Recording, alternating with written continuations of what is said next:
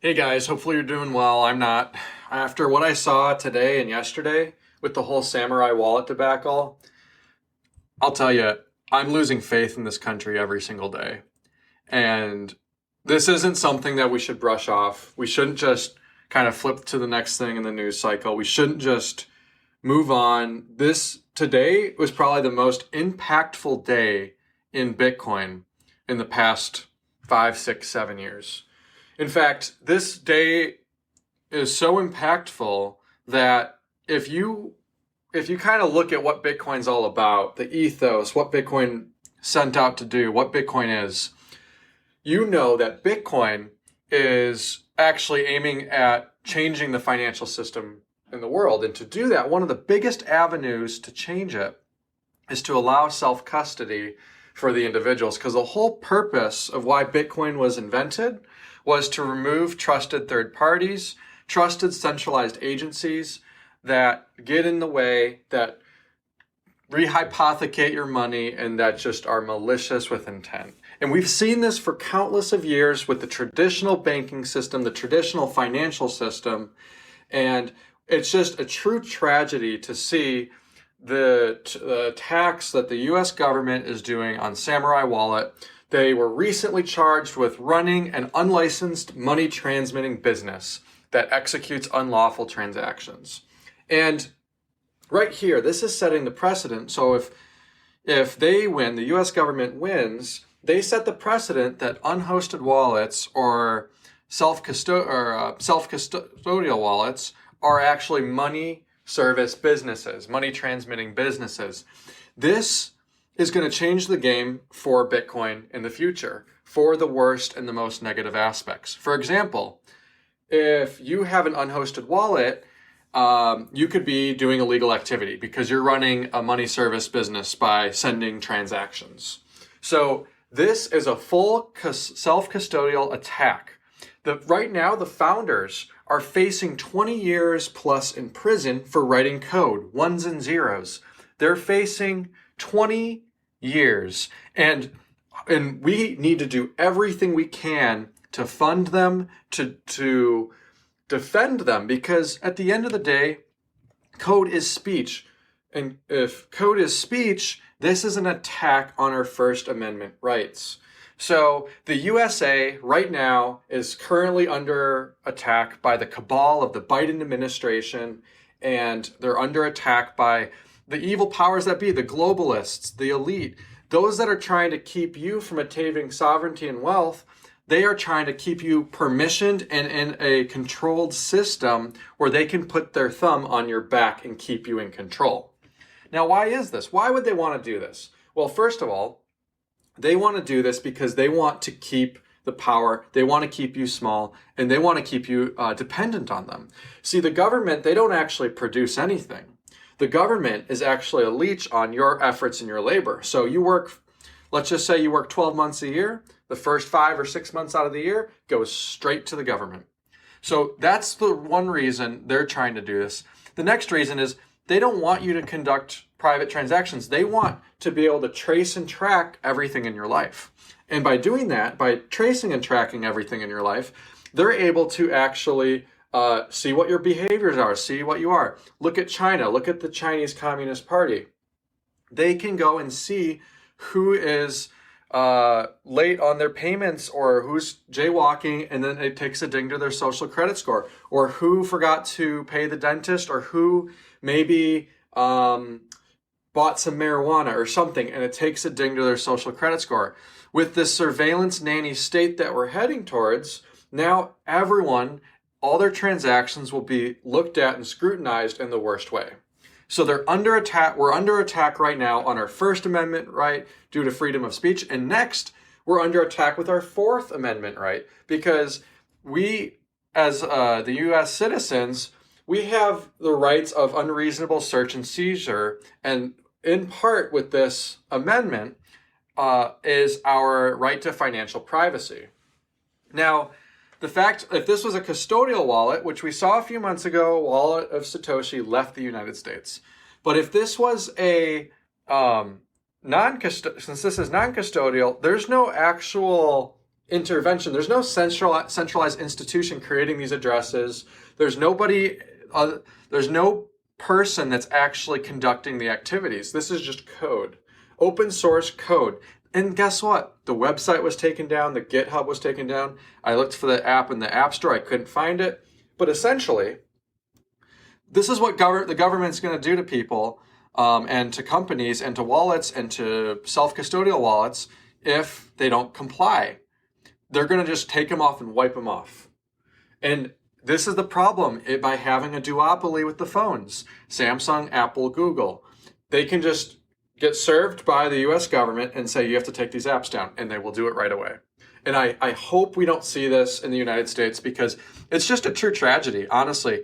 I really love the United States of America. I've grown up here. I want to stay here. I love this country. But I'll tell you, every day I stay here, it's getting worse and worse. I actually feel dead inside. Yes, I'm physically fit. I go to work. I make good money.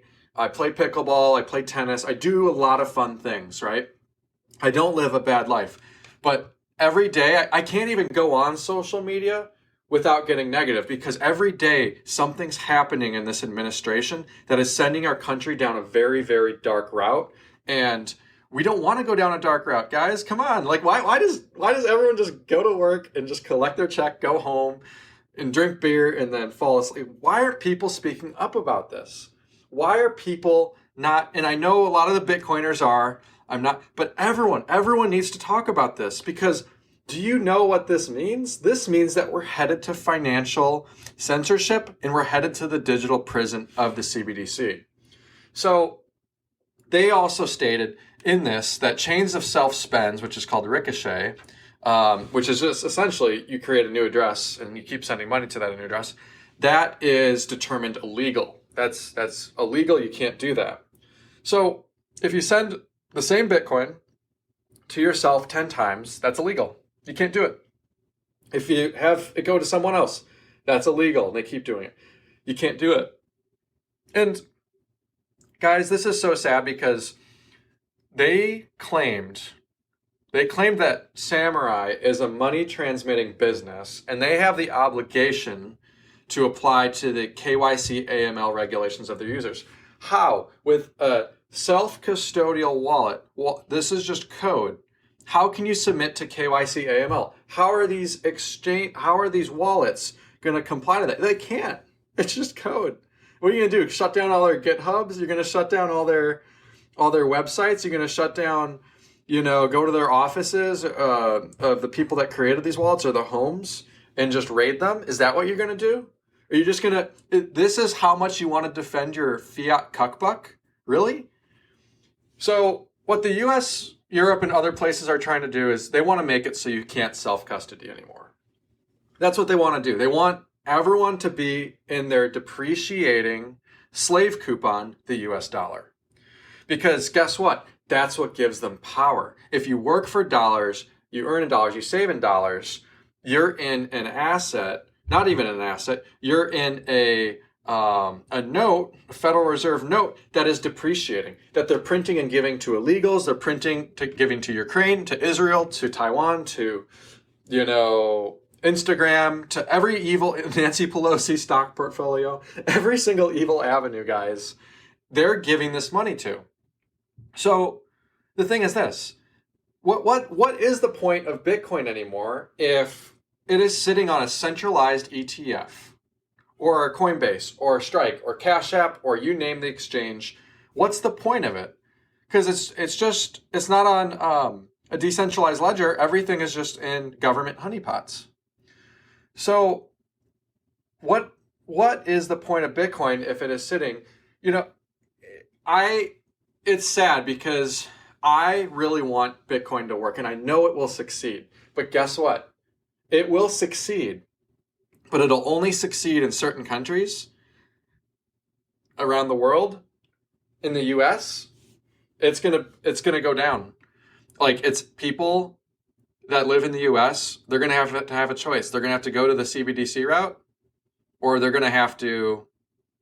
It's gonna be sad, because you in the US will be breaking the law by self-custody.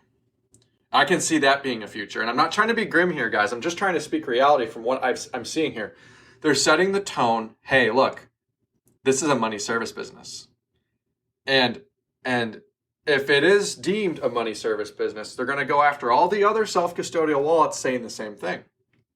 So I really want everyone to push back on this because it is something we can't just rest on our laurels on.